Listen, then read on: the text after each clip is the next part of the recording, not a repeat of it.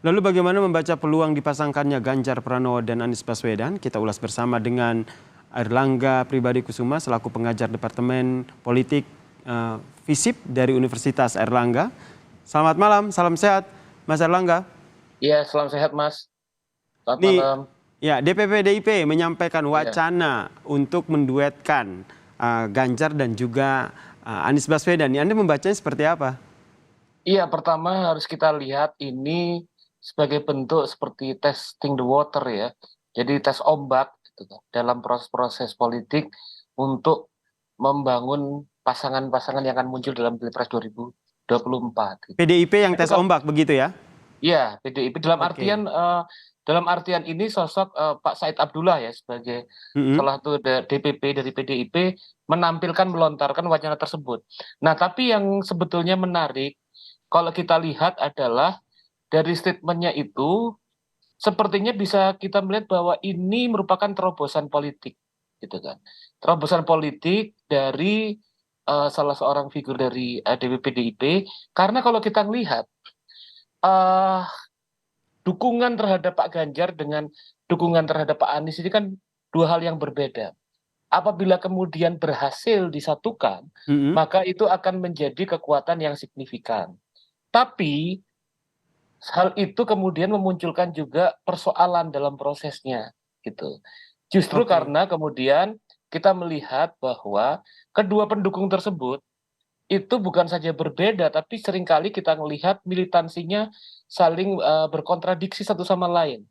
Sehingga mencoba untuk menghubungkan dan mensinergikan pemilih-pemilih dan pendukung-pendukung dari Pak Ganjar dan Pak Anies itu bukan suatu hal yang mudah gitu. Mm. Artinya bahwa proses yang untuk mencoba untuk menyinergiskan dua hal tersebut bisa jadi memakan jangka waktu yang cukup lama. Jadi bisa Oke. jadi dalam proses kampanye maka kemudian pasangan ini harus sibuk dengan menghadapi persoalan internal tersebut gitu. Nah, itu tantangannya kalau Keduanya mencoba akhirnya bisa untuk bersatu begitu atau dipasangkan begitu. ya Nah, untuk Anda bilang dipasangkan. tadi cek ombak begitu, akhirnya ombak tersebut akhirnya direspons juga begitu oleh Partai Demokrat, kemudian dari Nasdem juga, bahkan PKS juga akhirnya Ya, angkat ya. suara begitu. Anda melihatnya apakah ini sudah berhasil cek ombak yang dilakukan PDIP ini? Berhasil dalam konteks kemudian memunculkan respon gitu. Hmm. Karena kemudian statement itu kan seperti out of the box ya. Artinya satu hal yang selama ini tidak terbayangkan, tidak terpikirkan Hmm. dalam konstelasi politik tiba-tiba ditampilkan dalam statement tersebut gitu. Baik, ini Nah, terkait dengan responnya nih Mas Erlangga. Saya ya, ajak Mas Erlangga dan juga pemirsa Kompas TV untuk mendengarkan respons dari Partai Keadilan Sejahtera terkait dengan wacana ataupun isu dari PDIP yang ingin menduetkan Ganjar dan juga Anies. Wow, ini kalau Ganjar dan Anies bisa ganas ini kan. Tapi semua itu kan bahagian dari komunikasi politik ya. Membuat isu ya, kemudian berkomunikasi, bertemu, itu kan bahagian dari penjajakan untuk menemukan dan mempertemukan kepentingan-kepentingan yang dimiliki oleh masing-masing partai politik. Itu suatu hal yang biasa ketika ada isu terkait dengan Ganjar Anies atau Anies Ganjar atau kemudian juga Anies Puan atau kemudian Ganjar Caimin dan lain sebagainya. Jadi masih bisa ditolerir lah apa yang dilakukan oleh partai-partai politik ketika mereka mengemas sebuah isi, toh juga belum ada hitam di atas putih kan, jadi semuanya masih terbuka lebar.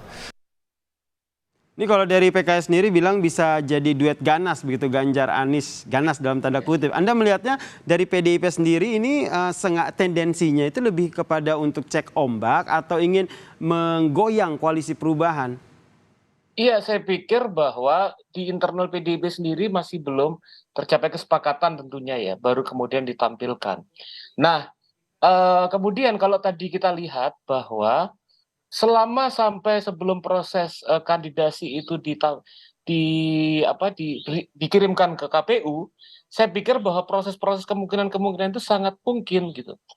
Dan juga kalau kita lihat bahwa apabila kemudian muncul pasangan ini, maka kemudian dalam konteks politik nasional kita juga bisa meredam terjadinya polarisasi politik yang selama ini kemudian menjadi bagian dari problem politik keindonesiaan kita gitu.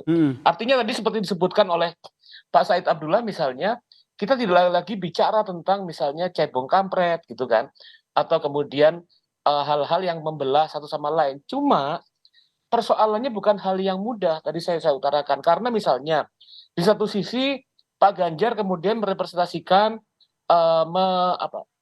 melanjutkan kepemimpinan Jokowi.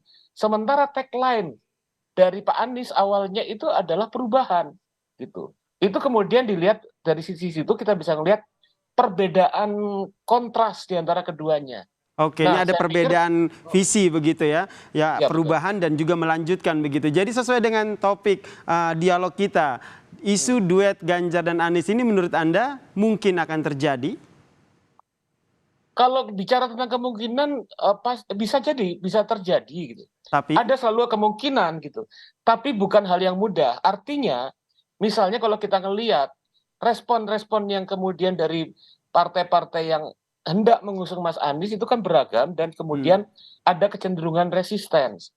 Nah, hal itu kan kemudian menunjukkan terjadinya gesekan di dalam.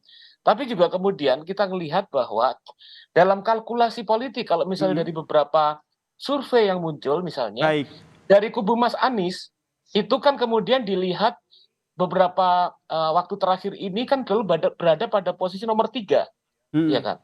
Artinya pilihan-pilihan politik yang memungkinkan gitu, daripada menggenapi 2 kemudian kandidat pasangan, maka kemudian bisa jadi tawaran tersebut meskipun baru testing the water bisa jadi diambil, karena kemudian kalau itu yang dilakukan, maka kemudian dia bisa menjadi posisi dalam konteks wapres begitu. Baik, kita nantikan ya Mas Erlangga ya, nanti seperti apa nih, apakah ini hanya sekedar isu seperti kata Anda tadi cek ombak, tapi kita nggak tahu ya kemungkinannya akan seperti apa. Terima kasih Mas Erlangga Pribadi Kusman, pengajar Departemen Politik FISIP dari Universitas Erlangga telah berbagi perspektifnya di Kompas Malam. Salam sehat Mas Erlangga. Salam sehat Mas.